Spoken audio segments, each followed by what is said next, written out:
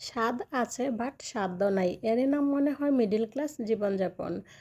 তবে মনের ক্ষুধার চাইতে পেটের ক্ষুধা কিন্তু বড় কথা নয়, তাই না? মনের ক্ষুধাটাই সবচেয়ে বড়। আমরা যদি আমাদের সামর্থ্য অনুযায়ী আমাদের মনের ক্ষুধাটাকে মিটিয়ে রাখতে পারি তাহলেই কিন্তু সব সমস্যার সমাধান হয়ে যায়।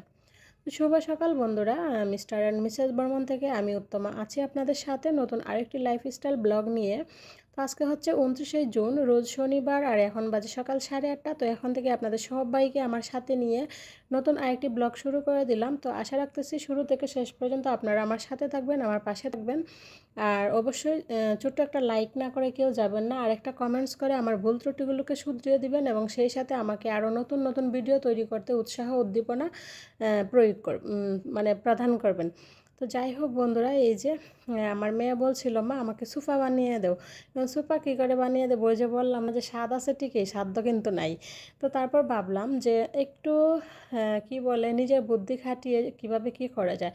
তারপর ওই যে এক্সট্রা একটা ল্যাব একটা তোশক ছিল, তো ভাবলাম ওইটি দিয়ে একটু সোফার মতো করে একটু সাজিয়ে দিলেই তো অনেক সময় দেখা যায় যে বাচ্চা মানুষ এত কিন্তু কিন্তু ওদের লাগে না, মানে মিনিমাম কিছু হলেই কিন্তু হয়ে যায়। তো আমি সেই রকম চিন্তাভাবনা করে এই যে দেখেন আমি আমার মতো করে চেষ্টা করতেছি জিরো বাজেটে কিভাবে সোফা বানানো যায়।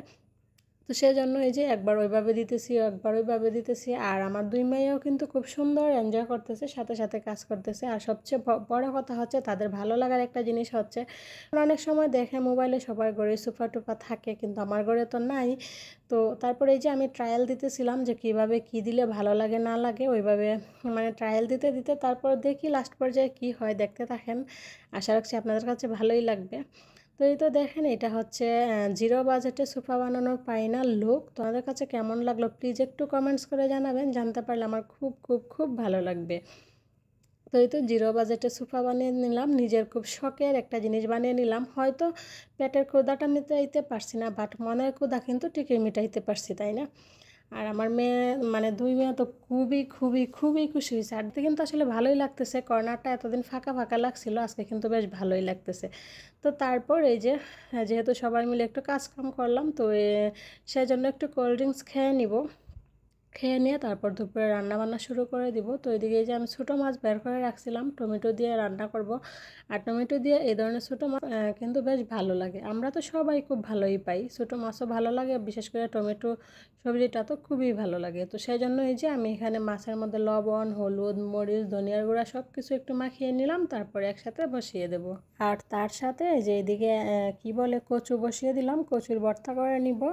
আর এই তো ছোটো মাছ দিয়ে টমেটো দিয়ে রান্না করে নিব, এটি হবে দুপুরের খাবার দাবার।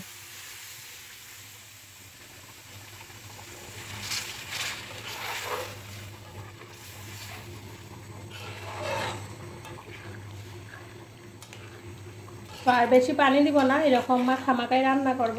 তো এই পানিই থাকবে। তো এখন একটু সময় ফুটিয়ে একটু জিরা বাটা দিয়ে নামিয়ে নেব।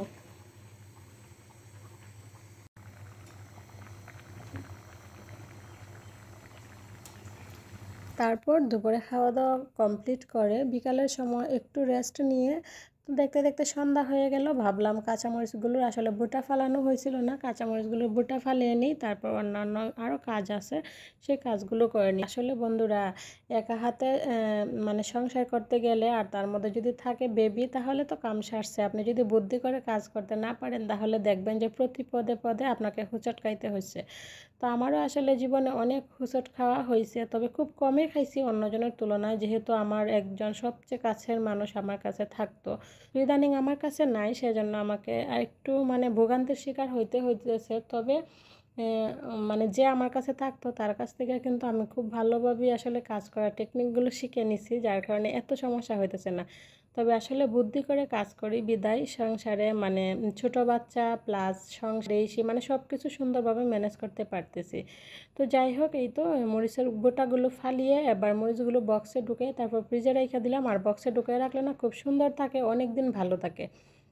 তো সেজন্য বক্সেই রাখি, মানে পলিতে না রেখে বক্সেই রাখি। তো তারপর মরিচের বুটা ফালাইয়া এদিকে এই যে একটু জিরা দারচিনি বেটে রাখবো, কারণ এক্সট্রা মানে সময় বের করে একদিন বাটাবাটিগুলো যদি আগে থেকে করে রাখা যায় তাহলে দেখা যায় যে রান্নাবান্নার সময় অনেকটা তাড়াতাড়ি হয়ে যায়। আর না হলে রান্নাবান্না প্লাস বাটাবাটি বিশেষ করে মানে আরও এখন যে গরম, তো সব দিক মিলাই একদম অস্থির অবস্থা। তো ভাবলাম এখন যেহেতু হাতে একটু সময় আছে, তো সৃষ্টিকে এখনও পড়তে বসি নাই, তো সেই সুযোগে আমি আমার অন্যান্য কাজগুলো কমপ্লিট করে নিই।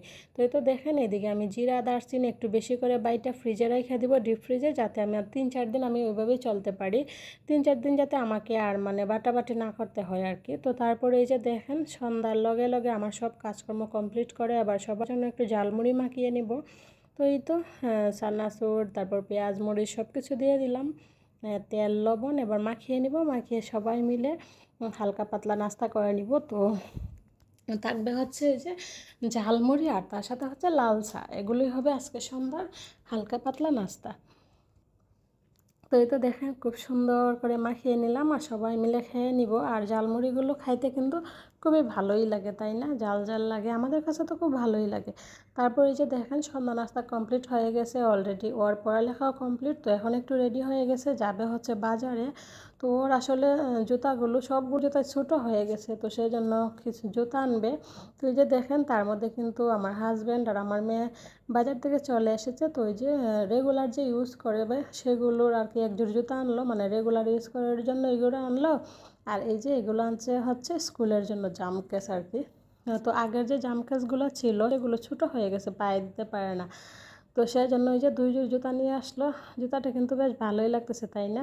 তো কেমন লাগতেছে কমেন্ট করে জানাইন, জানতে পারলে ভালোই লাগবে। তো আমার কাছে তো খুবই ভালো লাগতেছে, আমি মনে মনে ভাবতেছি যে আমি আরেকদিন যাব, যদি এরকম পাই তাহলে আমার জন্য একদিন নিয়ে আসবো। আর তার সাথে ওরা বাজারে যাবে, কোনো কিছু আনবে না তা তো হতে পারে না।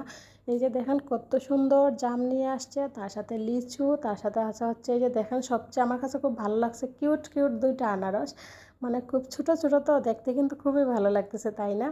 আর আসলে আমি বয়ে যাবারটা একটু ধীরে ধীরেই মানে করতেছি, কারণ এখন বাজে অলরেডি রাত 12:30। তো পাশাপাশি যেহেতু অনেক লোক থাকে, তো এখন যদি মানে বেশি জোরে জোরে কথা বলি বুঝে নিই মানে কেমন জানি একটা, তো সেজন্য একটু ধীরে ধীরেই বলতেছি। তো যাই হোক বন্ধুরা, সব কিছুর পরে আপনাদের কাছ থেকে এখানেই বিদায় নিয়ে নিব, ফিরে আসছি আগামীকাল সকাল 8টায় নতুন আর